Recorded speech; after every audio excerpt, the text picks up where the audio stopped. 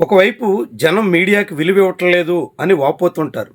రెండో వైపు మీడియా విలువని స్వయంగా మీడియా ముసుగులో ఉన్న కొంతమంది అత్యంత హీనంగా తీసిపారేస్తూ ఉంటారు. అందుకు తాజా ఉదాహరణ రాజమండ్రిలో జరిగినటువంటి ఒక ఘటన. రాజమండ్రిలో ఒక షాపింగ్ మాల్ దగ్గర మెడికల్ పీజీ విద్యార్థిని తన మిత్రుడితో కలిసి బయటకు వస్తుండగా తాగిన మత్తులో ఉన్న కొంతమంది కుర్రాళ్ళు కారుతో బైక్ని ఢీకొట్టారు. మొదట డాష్ ఇచ్చారు. ఆ తర్వాత గేట్ దాటేలోగా ఆ బైక్ మీదే ఎక్కిచ్చారు. దాంతో అమ్మాయి కింద పడి నేరుగా బ్రెయిన్ డెడ్ అయ్యే పరిస్థితికి చేరిపోయింది. రాజమండ్రిలోనే ఉన్న జిఎస్ఎల్ మెడికల్ కాలేజీలో పీజీ డెర్మటాలజీ చదువుతున్నటువంటి విద్యార్థిని పరిస్థితి అత్యంత దయనీయంగా మారడానికి కారకులైన దుర్మార్గుల మీద ఘటన జరిగిన వెంటనే మీడియాలో వార్తలు రావాల్సి ఉంది. కానీ రాజమండ్రిలోనే ఉన్నటువంటి మీడియా ప్రతినిధులంతా దాదాపుగా నోరు మూసుకుని కూర్చున్నారు. నోరు మూసుకుని కూర్చున్నారా, కాకుంటే వాళ్ళ నోరు కట్టేయడానికి అవసరమైన పెద్ద మొత్తంలో సమర్పించారా అన్నది సందేహం. కారణం ఏదైనా ఒక షాపింగ్ మాల్ దగ్గర ఫస్ట్ షో సినిమాకి వెళ్ళి వస్తున్నటువంటి వాళ్ళని సెకండ్ షో సినిమా థియేటర్లోకి అడుగు పెట్టకుండా అడ్డుకున్నటువంటి మధ్యమత్తులో ఉన్న కుర్రాళ్ళు కారుతో ఢీ కొట్టి చంపేస్తే పోలీసులు ఎంత వేగంగా స్పందించాలి? పోలీసులతో పాటు మీడియా ఎంతటి బాధ్యతాయుతంగా సాగాలి? పోలీసులు కూడా పూర్తిగా ఈ వ్యవహారాన్ని కప్పిపుచ్చడానికి తగ్గట్టుగా వ్యవహరించినట్టు కనిపిస్తోంది. పోలీసులకు వంత పాడేలా రాజమండ్రిలోని మీడియా ఒక సిండికేట్గా మారి మొత్తం విషయాన్ని కప్పిపుచ్చడానికి ప్రయత్నం చేసినట్టుగా స్పష్టమవుతోంది.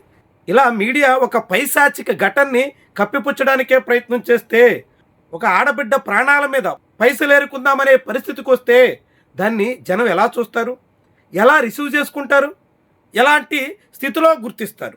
ఇక మీడియాకి విలువ కావాలి, మీడియాకి గుర్తింపు ఉండాలి, మీడియాకి ప్రాధాన్యత ఉండాలి అంటే ఎక్కడి నుంచి వస్తుంది? మీడియా అంత దుర్మార్గపూరితంగా వ్యవహరిస్తుంటే మీడియా ముసుగులో ఉన్నటువంటి కొంతమంది పూర్తిగా సొమ్ము చేసుకుందాం, ఎంతటి అన్యాయాన్నైనా దుర్మార్గాన్నైనా తమ జేబు నింపుకుందాం అనే దానికి ఒడిగడుతుంటే ఏమనాలి దాన్ని? దాన్ని ఇక జనాలు అలాంటి గమనించిన తర్వాత ఇక విలువ ఎందుకు ఇస్తారు? ఎందుకు ఇవ్వాల్సి ఉంటుంది? ఇలాంటి ప్రశ్నలే ఇప్పుడు ఉదయిస్తున్నాయి. ఢిల్లీలో విద్యార్థుల ఉద్యమం సందర్భంగా గోధీ మీడియా అంటూ ఒక సెక్షన్ మీడియా ప్రతినిధుల్ని దరిదాపుల్లోకి రానివ్వలేదు. వచ్చినటువంటి వాళ్ళందరినీ తరిమి కొట్టారు. ఇంకొంతమందికి అయితే ఫ్లెక్సీలు వేసి తీవ్రంగా వాళ్ళ వ్యవహారాన్ని ఎండగట్టే ప్రయత్నం చేశారు.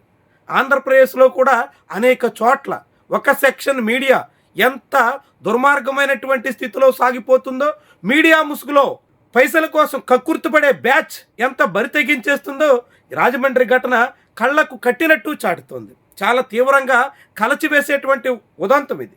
ఎందుకంటే మెడికల్లో పీజీ డెర్మటాలజీ కోర్సులో చేరిందంటే చాలా మెరిట్ స్టూడెంట్ అయి ఉండాలి. ఎందుకంటే డెర్మటాలజీ అన్నది ఇప్పుడు మెడిసిన్ పీజీలో టాప్లో ఉన్నటువంటి బ్రాంచ్. అలాంటి కోర్సులో చేరుతున్నటువంటి ఆమె తన మిత్రుడితో కలిసి, ఆయన కూడా మెడికల్ పీజీ రేడియాలజీ కోర్సు చేస్తున్నారు. ఇద్దరు కలిసి సాగుతున్నటువంటి బైక్ని ఢీ కొడుతున్నటువంటి విజువల్స్, సీసీ ఫోటోలు సహా అన్నీ బయటపడ్డాయి. ఇప్పుడు సోషల్ మీడియాలో అవన్నీ వైరల్ అవుతున్నాయి.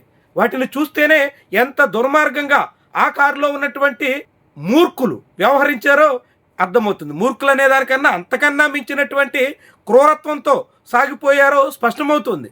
అలాంటి ఘటనని కూడా కప్పిపుచ్చడానికి 3 రోజుల పాటు సమాజానికి తెలియకుండా చేయడానికి శతవిధాలా ప్రయత్నం చేశారంటే అలాంటి మీడియా సంస్థల పేరుతో ఉన్నటువంటి వాళ్ళు జర్నలిస్టులా అంతకన్నా దిగజారినటువంటి నయవంచకులా ఏమనాలి?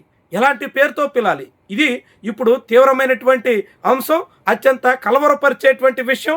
ఇలా మీడియా అంతా ఒక కట్టగట్టుకుని అనేక దారుణాలని, దురాగతాల్ని కప్పిపుచ్చే ప్రయత్నం చేస్తే ఇక సమాజంలో వాళ్ళు ఉద్ధరించిందేంటి? వాళ్ళు ఉద్ధరించకపోయినప్పుడు వాళ్ళకి ఇక విలువ ఎక్కడి నుంచి వస్తుంది?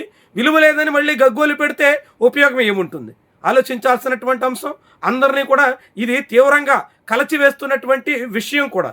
ఈ దారుణం మీద, ఇలాంటి పరిణామం మీద మీకేమనిపిస్తుంది? దీనికి కారణం ఏంటి? ఇలాంటి పరిణామాలకి ఏం చేస్తే బాగుంటుందంటారు? మీ అభిప్రాయాన్ని కామెంట్ రూపంలో తెలియజేయండి.